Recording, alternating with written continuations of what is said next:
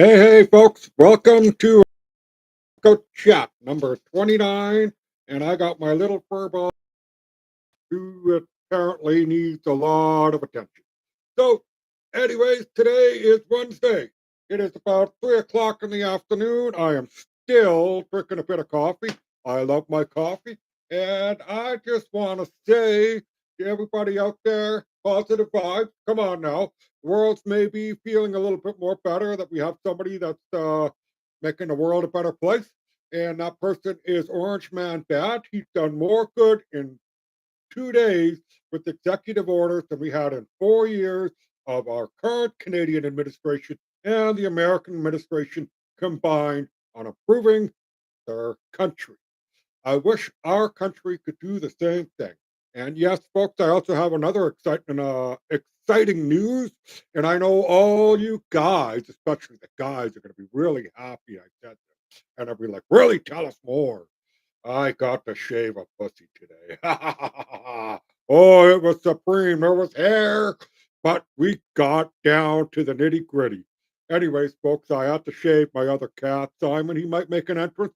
He's an older cat and he's not really taking care of himself like he used to. And he had a bunch of hair mats that were basically being disruptive to his walking. So we have to take care of that. Right, Zeus? Zeus is still hanging out. You might hear him meow. I apologize if you don't like meowing. If you don't like meowing, this channel is not for you. Okay.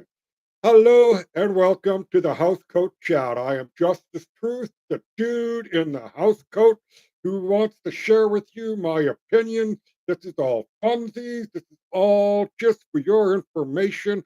Please do your own reading, research. Again, it is my opinion, and I'm just happy to share it with you and hopefully watch my audience grow.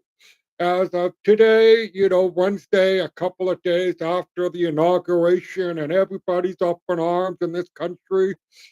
Oh my God, the tariffs. Oh my God, he's going to destroy us. Oh my God, we're going to stop them. You know what? All the hype that our media has portrayed, everybody that I've seen on X that are commenting that Orange Matt Bad is destroying this country. I got a news flash for you, folks. Did you read or hear exactly what Trump is doing regarding the tariffs? Everybody's saying, oh, it's the trade issue, the free trade. We have all this wonderful stuff on free trade. He's being mean. He's being rude. He's destroying a good thing. No, he's trying to improve a good thing. And that is what we have going on. And that is the countries working together. And it needs to tighten up because after 2015 in Canada and 2020 in the United States and what seems like forever in Europe, the mass migration, the opening up of the sexuality, genders. I don't want to get into all that because I specifically just want to talk about the issue of the tariffs. You might catch me on a side quest, but it's the tariffs, folks. The tariffs. So when Donald Trump announced shortly, basically after that, he will probably impose tariffs on day one of his administration, which was Monday, January 20th. He made a lot of announcements that day, but he didn't hit us. He didn't hit Mexico. So a reporter asked him, what's going on with the trade deal? I thought you were going after Mexico and Canada regarding, unfair trade balances. And Trump said this: it's not about trade, it's about the fentanyl, the precursor chemicals. I'm going to add a bit to it: the human trafficking, the problem across our borders, whether it's from Mexico or from us in Canada that's infiltrating the States or vice versa.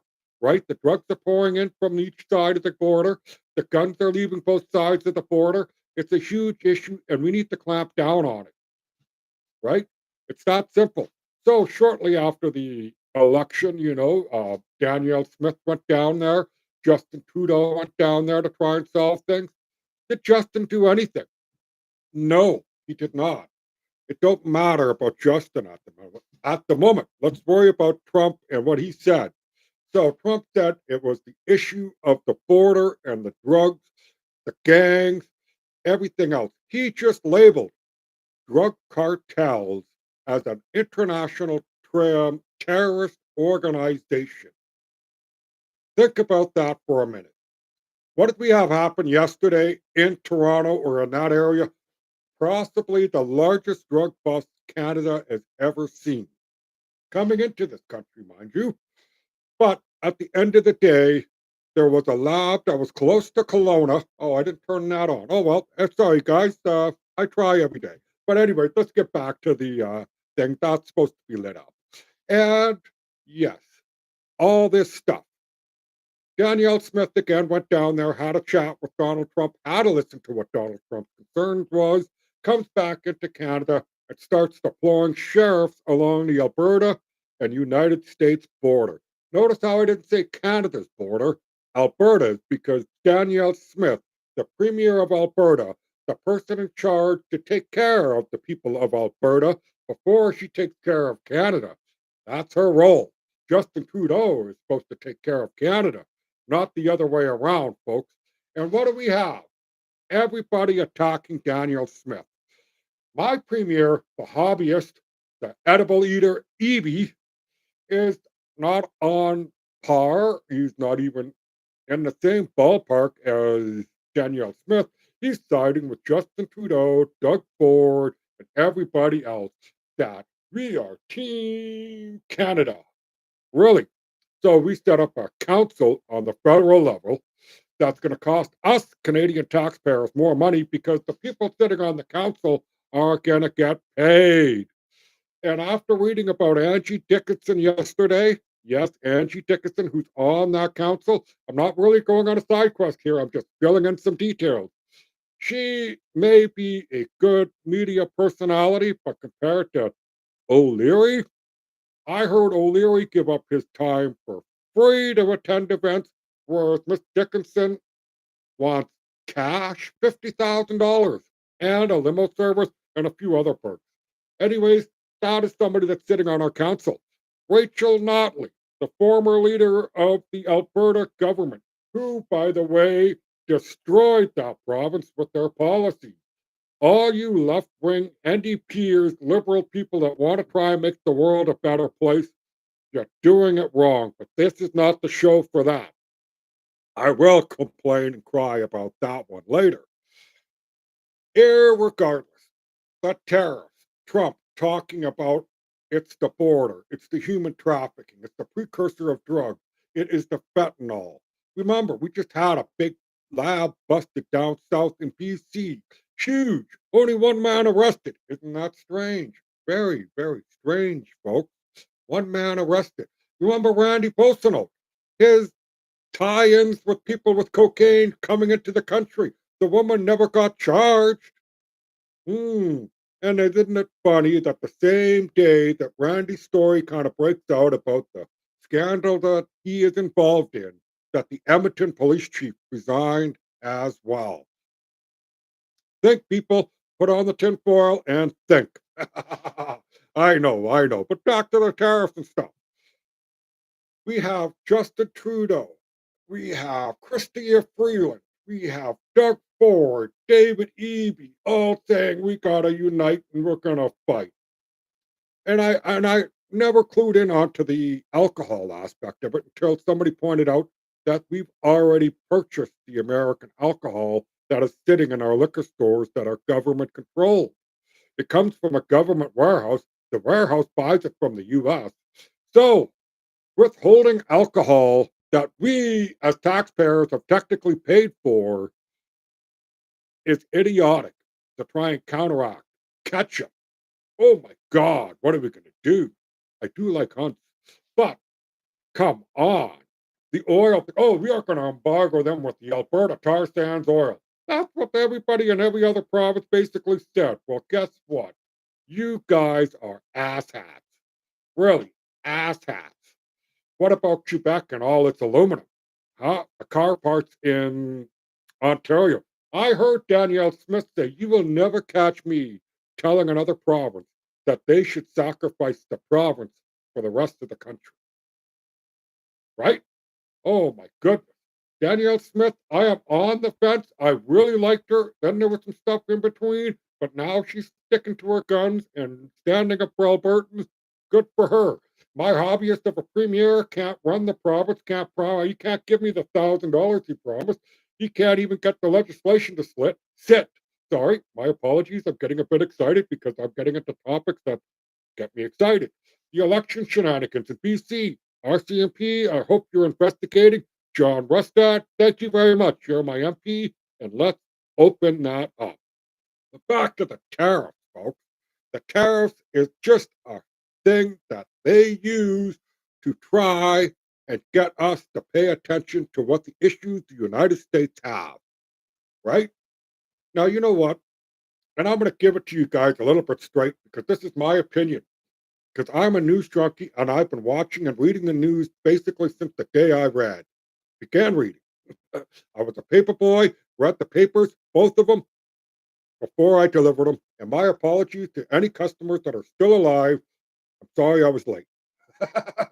But, folks, Trump is just saying, hey, I want to fix issues because my first term, I was fighting people all the time and I thought I would win a second term, and he did win it. I don't care what anybody else says. If you look at the numbers, you look how things went down, and if you'd actually did your time to read, research, and do some critical thinking, you will realize that they stole the election in 2020. That's my opinion. The dude in the house coat. Do your own reading, folks. And yes, Trump says, I want things fixed. He signed how many executive orders in a packed stadium, throwing out those Sharpie pens like he was a guitarist at a rock concert. And you know what? I wish I was at that rock concert. Yes, I do. These tariff ideas of Trump are old, and they used to bring in the American government way back in the day, like pre 1900s, I believe, extra money into the government until they started doing the income tax thing. You have to read some history, folks. I'm not an expert on any subject. I'm just a dude in a house coat that likes to read and think for myself and go, am I right? Maybe. Am I wrong? Hope not. Anyways, yes, he is asking everybody to smarten up. He's asking China even to fix the fentanyl issues of all the drugs that are coming from them that help make the fentanyl in Canada or North America. He's just trying to get things straightened out. Where does it come from him? Honestly. So he's trying to fight the bad fentanyl drugs that are killing people, the criminal gangs that are involved in it, the human trafficking, the human smuggling, the exploitation of children to nefarious people, which I will not mention that word because I want to grow this channel and not get shadow banned. All right. See that candle? That candle has many things that is above my head, but it is lit for the people that have lost a loved one, whether it's through a vaccine injury, personal loss, drug driving, whatever. And now we can include the people that are trafficked humanly. You know what I mean? The people that are being abused, sold. It is embarrassing. And what's worse is the idiocy of the people on the left side of the spectrum that don't want to do anything about it. Just like the tariff thing that's going on right now.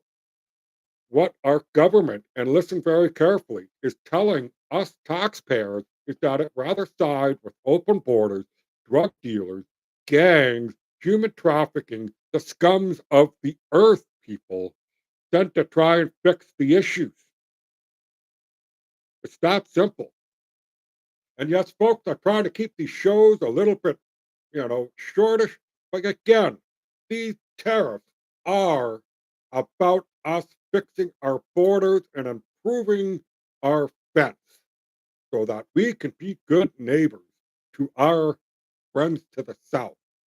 It is all it is. It has nothing to do about a trade imbalance or anything like that. It basically has to do with how we're working in our own country.